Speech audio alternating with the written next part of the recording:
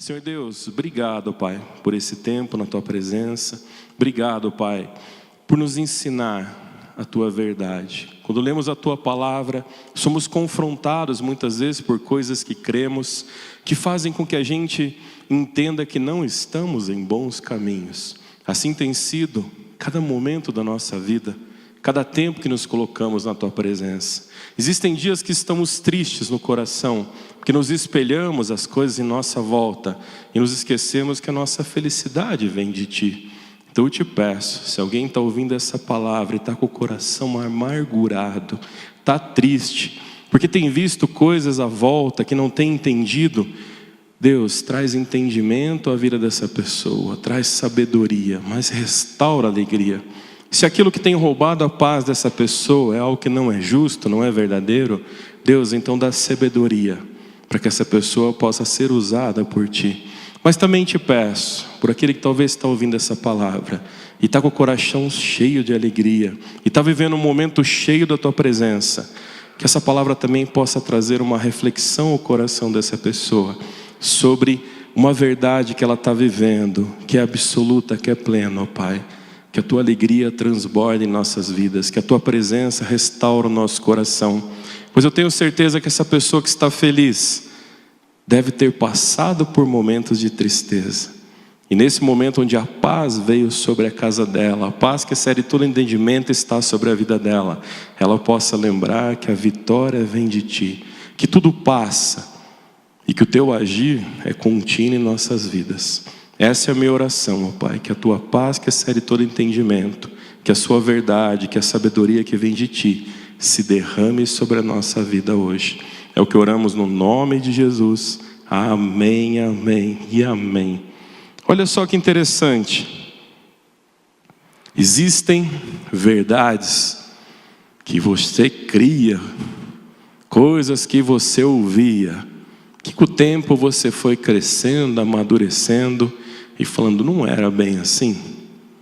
Se você crê nisso, já aconteceu na tua vida, eu vou dizer que também tem coisas que eram verdades muito boas na tua vida e que talvez a vivência, a caminhada colocou dúvidas no teu coração.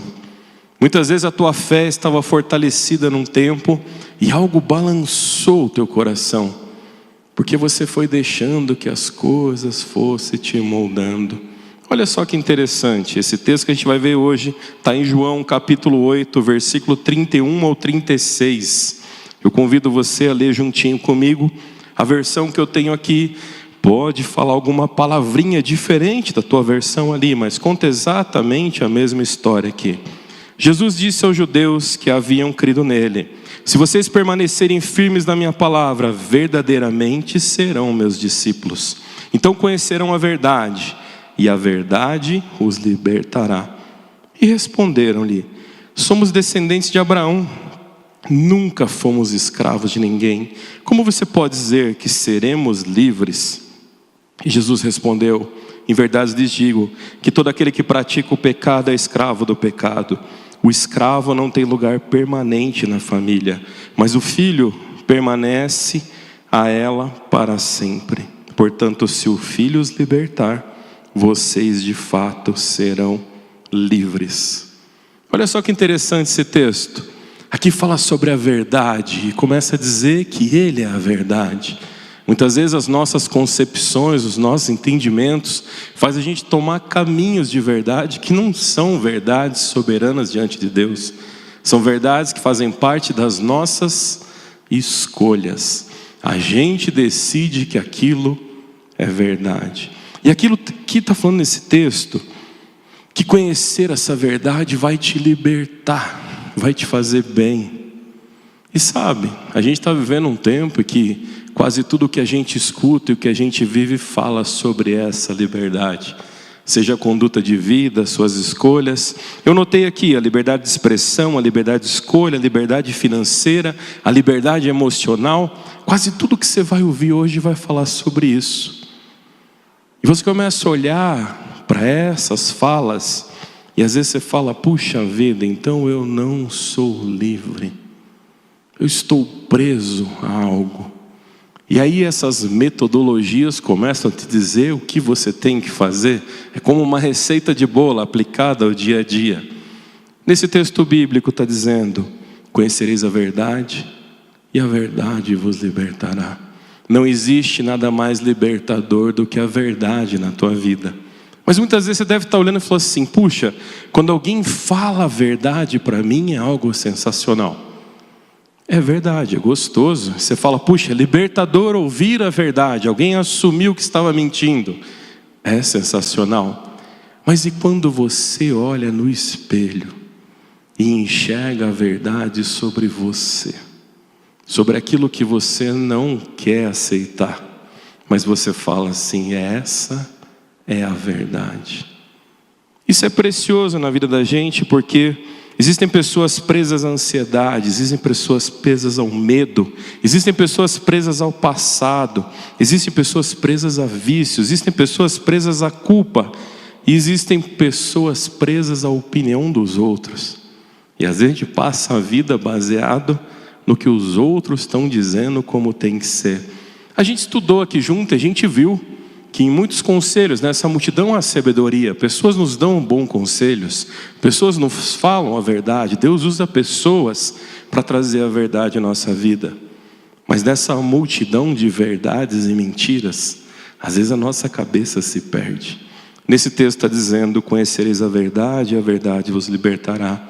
Que nessa noite, no entendimento desse texto, você possa olhar e entender que só existe uma verdade. Que mesmo aquele ditado que diz que uma mentira contada várias vezes se torna uma verdade, não vai. Vai ser uma mentira contada muitas vezes. A verdade, ela é única. A verdade, ela é transformadora. Mas se eu for colocar assim, você vai acrescentar um monte de coisa junto comigo aqui. E a gente precisa entender que Jesus apresenta uma liberdade completamente diferente. Não é uma liberdade política, não é uma liberdade financeira, não é uma liberdade emocional. Aqui ele está falando sobre uma liberdade que é a batalha de muitas pessoas. É a liberdade espiritual. Dentro daquilo que vivemos, dentro do princípio de liberdade, talvez financeiramente, passos que você dê permitam que você se sinta livre financeiramente. Mas eu digo para você, talvez seja só um momento. Talvez você olhe e fale assim: puxa vida, uma liberdade política, eu sinto que eu estou preso dentro de um sistema. E talvez momentaneamente você viva uma verdade. E talvez você esteja preso em sentimentos no teu coração. E você acha que se você tirar algumas coisas, emocionalmente você vai ter livre. O que eu vou dizer para você é que somente a liberdade espiritual permite você trabalhar essas coisas. Não é se livrando de pessoas que a nossa vida vai para frente, mas sim fazendo aquilo que é certo, que é correto e é verdadeiro. Sabe, na minha vida, já caminhei com bastante pessoas, já morei em bastante lugares, e pessoas vêm e vão muitas vezes. Amizades que muitas vezes não queríamos estar longe, mas por decorrências da vida, ou às vezes até da morte, perdemos pessoas que amamos, que queríamos estar juntos. Mas também numa caminhada, às vezes tem coisas que nos fazem extremamente mal. E a gente não quer acreditar que aquilo nos faz mal. E a gente não quer acreditar, lembra sobre o sermão da semana passada, sobre aquele com o qual andamos, com qual influenciamos a nossa vida, e deixamos que uma mentira tome conta da nossa vida, e passamos a crer que aquilo que é mal ao nosso lado é algo bom. Quando a gente se liberta espiritualmente sobre essas coisas, Jesus nos mostra a verdade. Ele nos dá sinais, Ele nos deixa claro sobre o que é a verdadeira verdade. Nem toda prisão possui grades na nossa vida.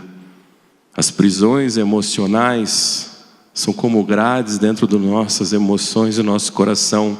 A prisão financeira talvez é como se fosse uma grade sobre a tua carteira.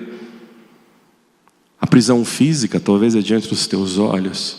Mas a prisão espiritual, ela é muito maior, porque ela aprisiona o teu coração. E não estou falando do teu coração como o teu cardiologista vai lá examinar você.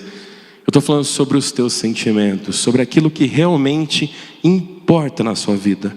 Nesse texto aqui a gente vê que Jesus está em Jerusalém, durante a festa dos tabernáculos.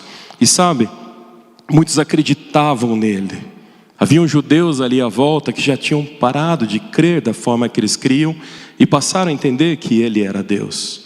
Esses homens ao qual ele refere essa palavra eram homens que olhavam, que admiravam ele, que gostavam dele, que frequentavam os mesmos caminhos que ele.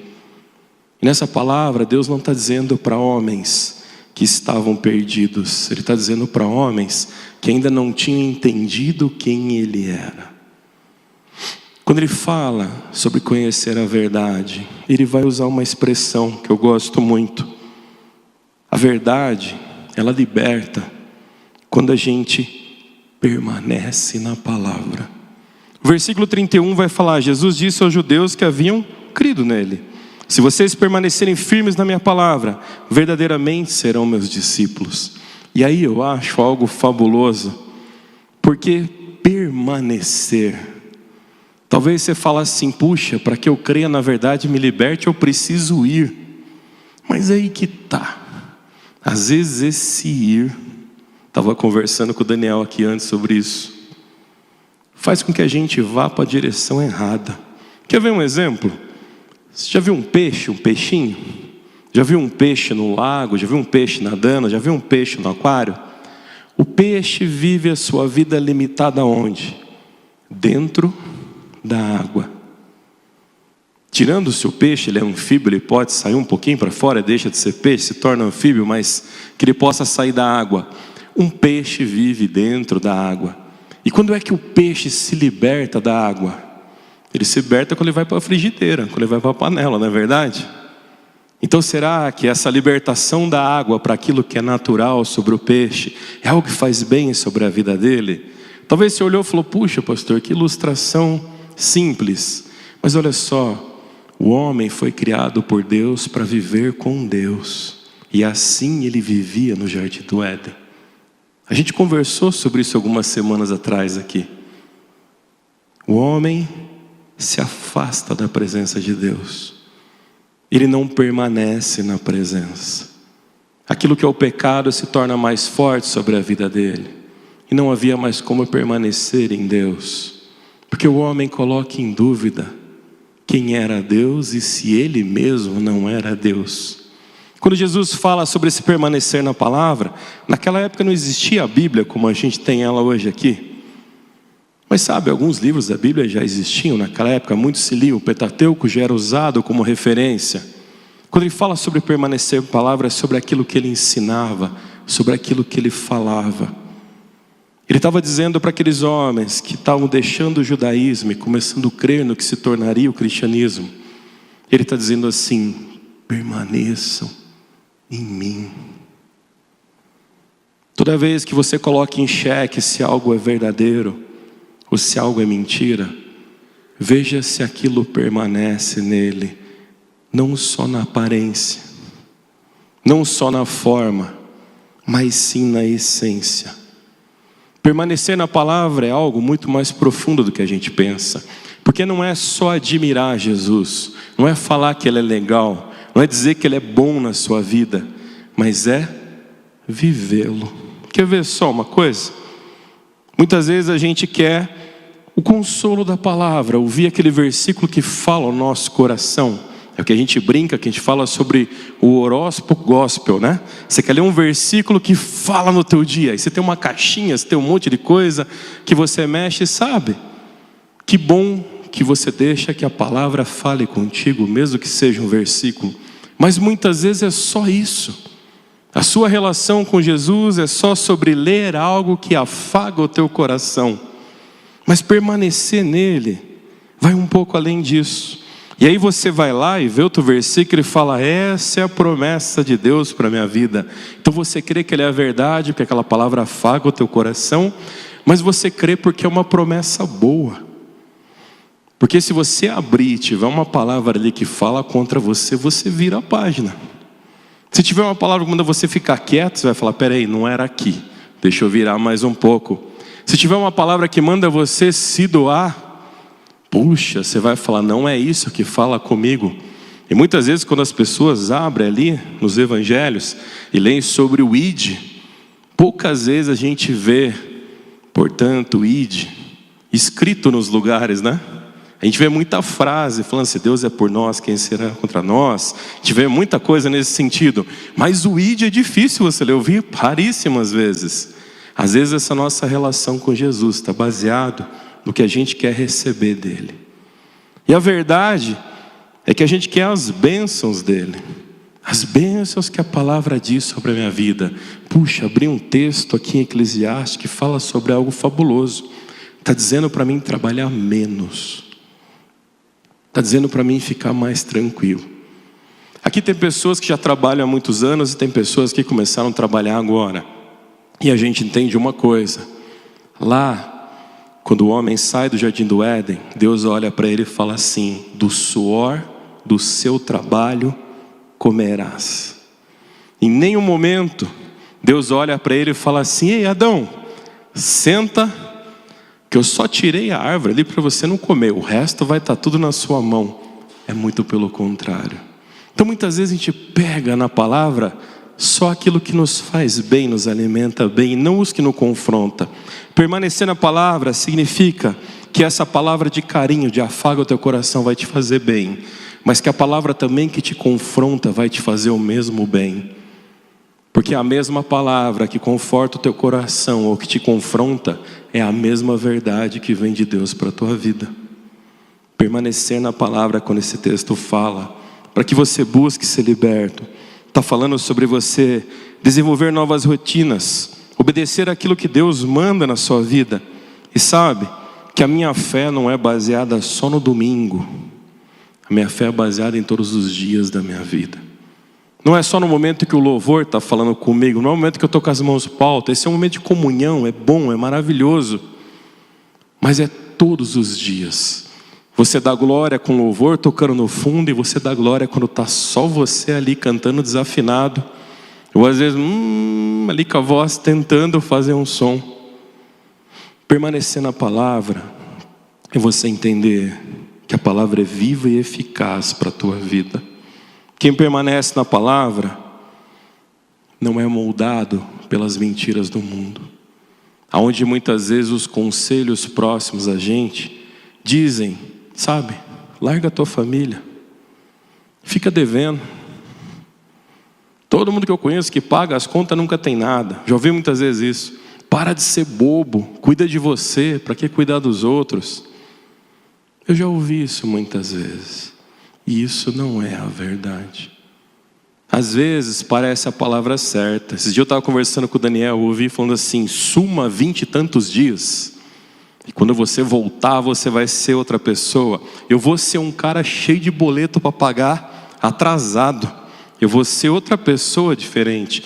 Lógico, naquela analogia está dizendo sobre você se afastar de muitas coisas que te faz mal e você não percebe. Eu entendo isso. Mas não é sobre fugir. Muitas vezes é sobre encarar a verdade. Na Bíblia vimos homens que tentaram fugir da verdade e se complicaram. Vimos homens que tentaram permanecer onde era mentira e também se complicaram. A grande questão é como esse texto fala: conhecereis a verdade vos libertará. É quando você conhece a verdade, e o versículo 32 vai dizer isso, mas você vive a verdade. E aí talvez quando a gente fala, não apenas conheça, mas viva, a nossa mente traz um monte de pessoas como relação na nossa frente. E a gente começa a pensar em fulano, beltrano, quem está falando, quem está olhando. Mas aqui quando a gente vê, então conhecerão a verdade os libertará. A verdade não precisa ser só conhecida, ela precisa ser vivida. Está querendo dizer o quê? Olha para você. Nós não somos seres perfeitos, mas abraçar a condição de imperfeito como a resolução de verdade de vida está errado. Por que você não permite que a verdade te transforme? E você quer que as suas verdades transformem a sua volta. Tem coisas que você percebe que traz choro à tua casa. Tem coisas que você percebe que traz dor à tua vida. E por mais que mentiras sejam contadas dizendo que esse é o bom caminho, não vai ser. Quando você buscar na palavra, vai falar sobre quem você deve ser, como você deve agir. E sabe, isso vem através de uma intimidade, de uma busca Jesus não fala só da informação, Ele fala de um relacionamento. E olha só, é possível conhecer versículos, mas continuar preso no seu entendimento. É possível frequentar cultos, vários, todos os dias, e seu coração continuar vazio. É possível você saber sobre Jesus e você não conhecer Ele, porque você não deixa Ele agir na tua vida. Você tenta fazer da sua forma, você tenta as suas verdades, e você não tenta viver a plenitude que Ele tem para você. Olha só, o que eu sei sobre Jesus que está mudando a minha vida? A minha fé, ela é baseada apenas no conhecimento? Ou ela é baseada verdadeiramente no que eu pratico, no que eu tento viver? E eu estou vivendo aquilo que eu tenho buscado em Deus? Na maioria das vezes a gente não está buscando em Deus na palavra, a gente está buscando em Deus em vários lugares.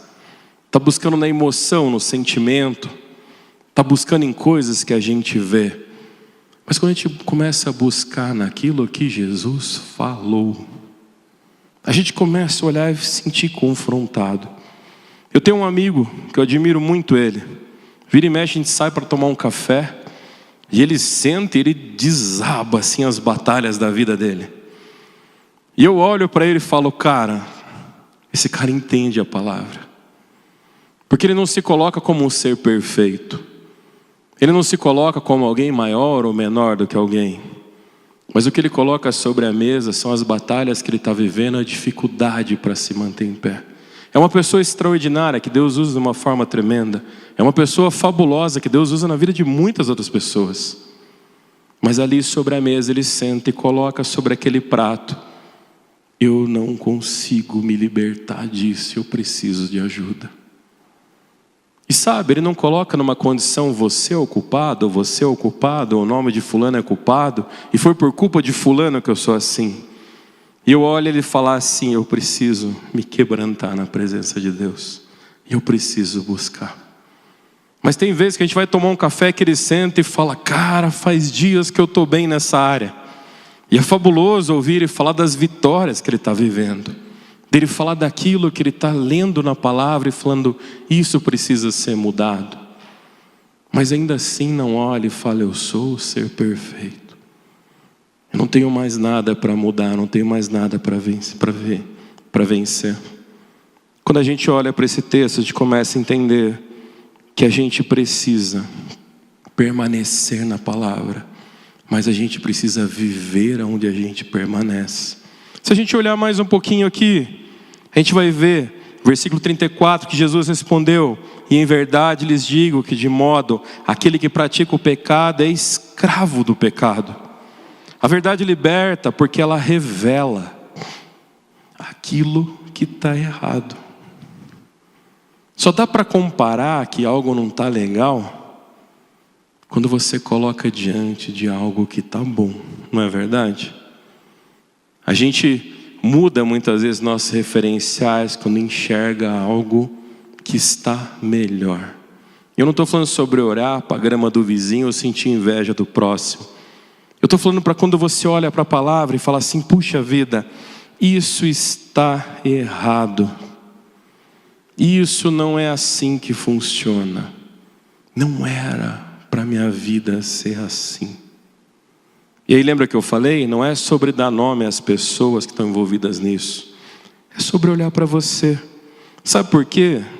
Porque quando você confronta o pecado com a verdade de Deus, você vai entender que o pecado promete o prazer, o pecado promete o controle, e o pecado promete o quê? A liberdade. Quando Eva é tentada no jardim do Éden, o que é prometido para ele? Prometido o prazer. É prometido o que para ela? Prometido o controle da vida dela. E prometido o quê? A liberdade. Era um engano. Porque aquilo que é errado sempre vem de uma forma bonita, sempre vem de uma forma agradável. Mas olha só, a partir do momento que você se entrega para isso, o sentimento de culpa toma conta do seu coração. o sentido de escravidão toma conta do teu coração, e o sentimento de destruição toma conta do seu coração. O mal te seduz com aquilo que é errado, dizendo que aquilo vai ser sensacional. Quando você permanece na palavra, você busca viver a palavra, você confronta o que estava errado na sua vida, você começa a olhar e entender que o mal só quer destruir você, com todas as forças que ele tiver. Quer destruir seu casamento, quer destruir tua casa, quer destruir tua vida. Quer roubar de você as verdades que Deus colocou no teu coração. Permanecer na palavra, viver a palavra e principalmente confrontar aquilo que está errado em você mesmo. E isso não é sobre apontar para o próximo. Isso é sobre olhar para você mesmo. No momento da ceia, semana que vem, a gente vai ter a ceia, celebrar a ceia juntos aqui. Já deixo o convite para vocês para estarmos juntos aqui na segunda ou nos cultos do final de semana. Quando a gente está tomando a ceia, a palavra lhe diz para a gente examinar a si mesmo. No momento que a gente se coloca diante de Deus como comunhão, a gente examina a si mesmo. Permanecer na palavra é buscar esse entendimento. Viver a palavra é buscar praticar esse entendimento. Mas confrontar o pecado é examinar a si mesmo. E é difícil examinar a si mesmo, não é? Porque é mais fácil pôr a culpa no outro. É mais fácil dizer que está tudo dando errado porque fulano está fazendo tudo errado. Mas quando a gente para e fala, cara, aquilo que você não consegue deixar, provavelmente está controlando você. Aquilo que você não consegue vencer, provavelmente está ditando a sua vida. E aí são muitos aspectos aqui que envolvem isso, como a gente viu ali no comecinho do sermão. Talvez sejam coisas físicas sobre a tua vida. Talvez sejam coisas emocionais sobre a tua vida. Mas com certeza é algo espiritual. Com certeza é algo maligno. Te dizendo que você vai ser livre, mas está te escravizando e está te prendendo. E sabe uma das coisas que mais faz isso? O ego. O ego, você começa a olhar com altivez, você começa a olhar sobre tudo, você começa a entender que você está acima, quando na realidade você está indo cada vez mais para baixo, e isso é destruidor. Olha só uma coisa importante, o versículo 35 vai falar que o escravo não tem lugar permanente na família, mas o filho pertence a ela para sempre. Aqui não é um julgamento racista, o que Jesus está dizendo nesse sentido, comparando um escravo. Aqui ele está dizendo sobre aquilo que você está preso. E ele está dizendo que o escravo vai tentar agradar, vai tentar trabalhar, vai tentar mover, mas ele nunca vai ser a família. Naquela época era comum a pessoa ter escravos. Eram prisioneiros de guerra, pessoas que estavam ali. E ele está dizendo que por mais que um escravo, em vez de lutar contra, ele se rendia à cultura, ele se colocava a favor do que estava ali, ele tentava se entregar, viver os mesmos costumes, ele tentava viver igual, caminhar igual, falar igual, ainda assim ele não fazia parte da família. E aí a gente começa a olhar por que esse pedacinho está aqui. Porque quando você vive como escravo, você vive com medo. O filho vive com a segurança de ser cuidado, ou assim deveria ser. Quando a gente olha o escravo, ele trabalha para ser aceito. O filho serve porque foi aceito. É diferente essa relação. Muitas vezes na nossa vida a gente está sendo escravo das coisas. Muitas vezes pessoas servem a Deus, mas a mentalidade ainda é de escravo. É por uma condição. Eu vou servir porque eu vou ter um cargo. Eu vou servir porque eu vou ser visto. Eu vou servir porque eu vou ser ouvido. Eu vou servir porque eu vou ser importante. Quando no teu coração devia dizer: o meu fôlego de vida pertence a Deus. E o meu servir é para honrar a vida que Ele me deu por mais um dia. A condição de escravo faz com que você se coloque numa posição ruim, entendendo que você está bem. Mas na condição de filho, é onde você entende as suas responsabilidades, você entende os seus deveres. Mas você fala, eu faço parte disso. Para a gente encerrar, a verdade liberta porque ela tem um nome. E sabe, muitas vezes a gente dá nome para as coisas. E a gente passa a vida, às vezes, tentando encontrar um nome para a verdade. Jesus fala que Ele é o caminho, a verdade e a vida. Muitas vezes a gente está lutando, batalhando com o pecado e muitas vezes lutando do mesmo lado. Muitas vezes a gente busca a verdade e a gente coloca o nosso nome no lugar da verdade. Porque a partir do momento que eu sou verdadeiro, então está tudo correto. Mas muitas vezes está tudo errado. E você está dizendo que é a verdade. A verdade tem um nome. E guarda isso no teu coração. A verdade tem um nome, Jesus Cristo. Ele é a verdade na tua vida. E toda vez que você confrontar entre aquilo que é a verdade e aquilo que é o seu entendimento, aquilo que for verdade vai permanecer. Mas aquilo que não for verdade vai ser revelado. E a gente muitas vezes tem medo do que precisa ser revelado. E revelado não é aquilo que a gente quer que se torne público. Porque às vezes a gente faz isso, a gente sai contando de uma forma que parece até que é agradável você viver aquilo. Não. Quando Jesus Cristo faz parte da tua vida e Ele é a verdade, Ele se torna o caminho, a verdade e a vida, a gente começa a entender que Jesus não mostra apenas o caminho, Ele se torna o caminho. Jesus não oferece apenas a liberdade, Ele é a liberdade. E quando a gente fala, e Ele levou na cruz sobre si os nossos pecados, muitas pessoas falam, então eu posso fazer o que quiser, porque até a culpa do pecado, Ele levou sobre Ele. Puxa, será que é verdade você viver afundado no pecado? Porque você simplesmente crê que Jesus te libertou dele?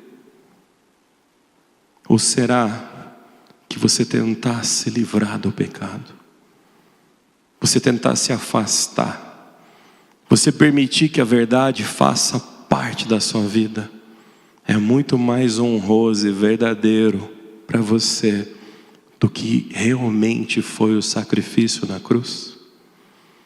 Porque se você entende que dá para viver em pecado e você vai ser liberto pelo sacrifício dele, tá bom demais assim, que Jesus bonzinho que eu creio, talvez você está crendo no Jesus errado.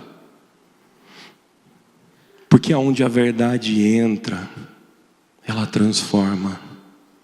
Esse texto diz, conhecereis a verdade e a verdade vos libertará. Se você continua preso no pecado, é porque você não crê na verdade, você crê num nome, você crê num lugar, você crê numa imagem, você crê numa referência de que disseram de Jesus para você. Mas quando você permite que Ele seja a verdade, tenha certeza, Ele vai te libertar. Amém? Você crê nisso? Então fique em pé, para a gente orar junto aqui. E se você está ouvindo essa palavra nesse instante, eu queria fazer uma oração. E a minha oração, eu não tenho poder algum. Eu tenho data marcada no céu para ir embora. Eu não sou eterno, não sou Deus. Mas eu não sei quando é esse dia, meu fôlego de vida pertence a Ele. A batalha contra os meus pecados é diária. A batalha para que a verdade se torne o nome dele na minha vida também é uma batalha diária. Mas nessa oração eu queria me colocar, pedindo que a presença de Deus viesse sobre a nossa vida e trouxesse esse Jesus que a gente crê, que Ele não fosse mais somente aquilo que a gente carrega na nossa mente nos momentos em que a gente precisa dele, mas que a gente permaneça, que a gente viva, que a gente confronte, que Que a gente coloque lado a lado o que é bom e o que é mal. Mas principalmente, que a gente olhe para o nome dEle. Que a gente olhe para Ele. E que a gente viva por Ele. Senhor Jesus, nessa noite, ó Pai, obrigado por esse tempo na Tua presença. Deus, somos falhos, somos pecadores. Mas viver na aceitação da condição de pecador, Senhor, nos torna escravos. Nesse texto hoje que lemos, diz que conhecereis a verdade vos libertará. Senhor, que ao ler a Tua palavra, que ao buscar a Tua presença, que nos colocarmos diante de Ti, Senhor, possamos ver a verdade. Muitas vezes queremos ver a verdade sobre a justiça das coisas que não cremos. Mas nessa noite, ó Pai, a minha oração é que possamos ver a verdade sobre a nossa própria vida. Que possamos examinar o nosso coração. Então eu te peço, se alguém que ouve essa palavra, assim como eu que estou ministrando ela aqui, Senhor, existem inverdades na vida, Senhor, então revela, Senhor. Traz diante do espelho aquilo que precisa ir embora. Traz diante do espelho, Senhor, o que eu digo do dia a dia, sobre a mente, sobre o coração, aquilo que não pertence a Ti, Senhor. Nos fortalece, nos guarda, nos enche com a Tua presença, para que possamos permanecer, viver e confrontar, ó Pai, aquilo que não é a Tua vontade sobre nossas vidas. Cuide de cada um nesse lugar, guarda aqueles que estão em casa. Dê uma semana cheia da Tua presença, Senhor, e Deus, enche a vida deles de alegria. Mas não apenas a alegria das bênçãos que vão se derramar, mas a alegria de crer num Deus verdadeiro, num Deus maravilhoso, um Deus libertador. É isso que oramos e agradecemos no nome de Jesus aqui, Pai. Amém, amém e amém. Que Deus abençoe cada um de vocês.